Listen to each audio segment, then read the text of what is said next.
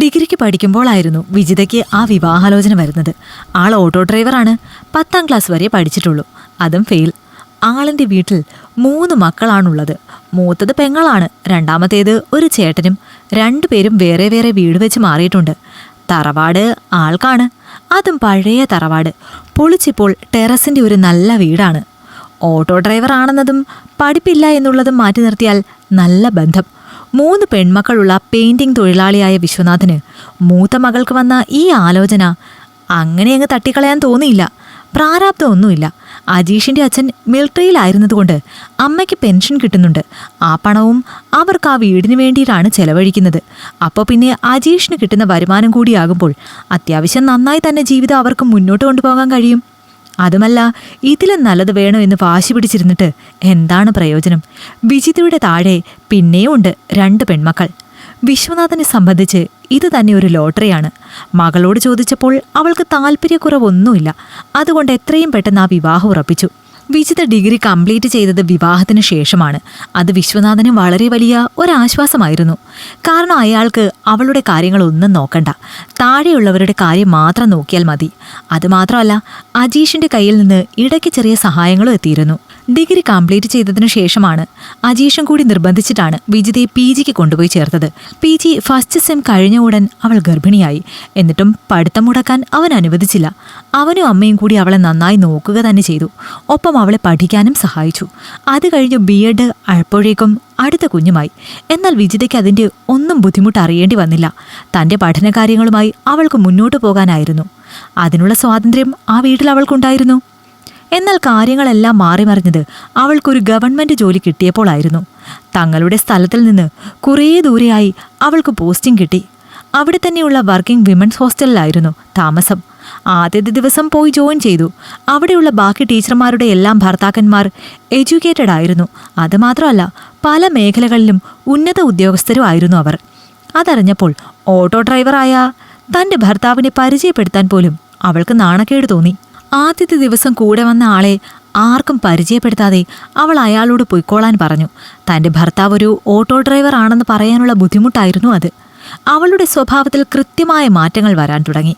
ഏറെ പ്രിയപ്പെട്ട ഭർത്താവിനെ പിന്നെ ഒട്ടും വില വയ്ക്കാത്തതുപോലെ അവളുടെ ശമ്പളത്തിൽ നിന്ന് പണം അയച്ചു കൊടുക്കുമ്പോൾ ഒരു 100 തവണ അതിനെക്കുറിച്ച് അവൾ പരാമർശിക്കും. ഇതുവരെ അവൾക്ക് വേണ്ടി കഷ്ടപ്പെട്ട് പണം സമ്പാദിച്ച ഭർത്താവിനെ പലപ്പോഴും അവൾ മറന്നു.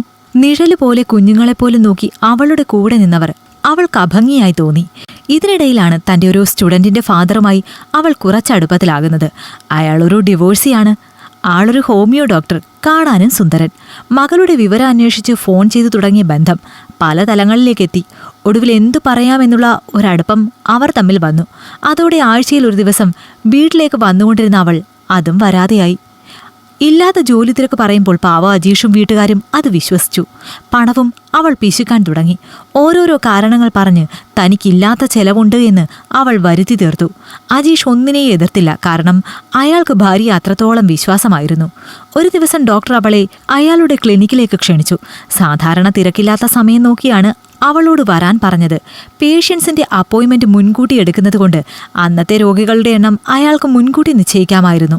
അന്ന് ആരുടെയും അപ്പോയിൻമെന്റ് അയാൾ എടുത്തില്ല. വിജിത അവിടേക്കെത്തി. ഏറ്റവും നല്ല സാരി ഉടുത്ത് നന്നായി അണിഞ്ഞൊരുങ്ങിയാണ് അവൾ പോയത്. അയാളുടെ മുറിയിലേക്ക് ചെന്ന് അയാൾ ഹൃദ്യമായ ചിരിയോടെ അവളെ സ്വാഗതം ചെയ്തു. ശേഷം അയാൾ അവളെ തൻ്റെ നെഞ്ചിലേക്ക് വലിച്ചിട്ടു. തൻ്റെ കുഞ്ഞുങ്ങളുടെ കാര്യം പോലും മറന്ന് അവൾ അയാളുടെ കരലാളനങ്ങൾ ആസ്വദിച്ചു. പെട്ടെന്നാണ് പുറത്ത് വലിയ ശബ്ദം കേട്ടത്. ഇയാൾക്കിത് സ്ഥിരം പരിപാടിയാണ്, ഇവിടെ സ്ഥിരം പെണ്ണുങ്ങൾ വന്നു പോകുന്നുണ്ട് എന്നെല്ലാം പുറത്തുനിന്ന് ആളുകൾ ആക്രോശിച്ചു. ഒന്ന് തുറന്നു നോക്കിയതും ശേഷം അവരുടെ ഫോട്ടോ എടുത്തു. അവർ പുറത്തുനിന്ന് വാതിൽ പൂട്ടി. അപ്പോഴേക്കും വിജിത ടീച്ചറെ അതിൽ ചിലർ തിരിച്ചറിഞ്ഞിരുന്നു. സ്കൂളിലും അവളുടെ വീട്ടിലുമെല്ലാം അറിയിച്ചു. അജീഷ് അത് കേട്ട് ഓടി വന്നു. ഒരുപാട് നേരമായി അതിനുള്ളിൽ പൂട്ടിക്കിടക്കുകയായിരുന്നു അവർ 2 പേരും. ഡോക്ടറുടെ വീട്ടിൽ നിന്നും ആളുകൾ വന്നിരുന്നു. അയാളുടെ ഈ വൃത്തികെട്ട സ്വഭാവം കാരണമാണ് ഭാര്യ തെറ്റിപ്പോയത്. ഇത്തവണ അയാളുടെ വലയിൽ വീണത് വിജിത ടീച്ചറായി എന്ന് മാത്രം. അജീഷ് ആകെ തകർന്നു. സ്കൂളുകാർക്ക് ആക്ഷൻ എടുക്കാതെ ഇരിക്കാൻ കഴിഞ്ഞില്ല. നിർബന്ധമായി ടീച്ചറോട് ലീവിൽ പോകാൻ അവർ ആവശ്യപ്പെട്ടു. തുടർ നടപടികൾ ഉണ്ടാകുമെന്നും അവർ അറിയിച്ചു. അജീഷിനോടൊപ്പം അയാളുടെ ഓട്ടോറിക്ഷയിൽ കയറിപ്പോകുമ്പോൾ ഇത്തവണ നാണക്കേട് തോന്നിയത് വിജിതയ്ക്ക്. അവളെ തന്നെ ഓർത്തിട്ടാണ്. നിന്നെ കാത്ത് എൻ്റെ 2 കുഞ്ഞുങ്ങളുണ്ട് അവിടെ.